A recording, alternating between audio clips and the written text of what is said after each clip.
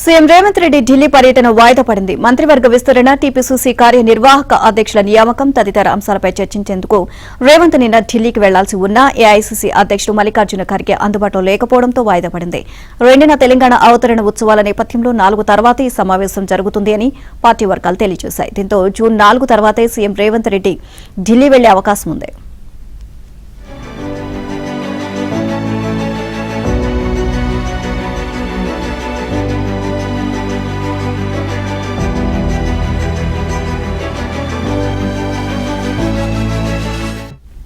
తెలంగాణ మంత్రివర్గ విస్తరణ, పీసీసీ కార్యవర్గ కూర్పుపై ఉత్కంఠ కొనసాగుతుంది. తెలంగాణ కేబినెట్ విస్తరణకు పీసీసీ ప్రధాన కార్యవర్గం ఏర్పాటుకు సంబంధం ఉండడంతో దీనిపై కాంగ్రెస్ అధిష్టానం ఆలోచనలో పడింది. దీంతో సీఎం రేవంత్ తో సహా ముఖ్య నేతలతో చర్చించిన తర్వాతే కేబినెట్ పునర్వ్యవస్థీకరణ, పీసీసీ కార్యవర్గాన్ని ప్రకటించాలని కాంగ్రెస్ అధిష్టానం భావించింది.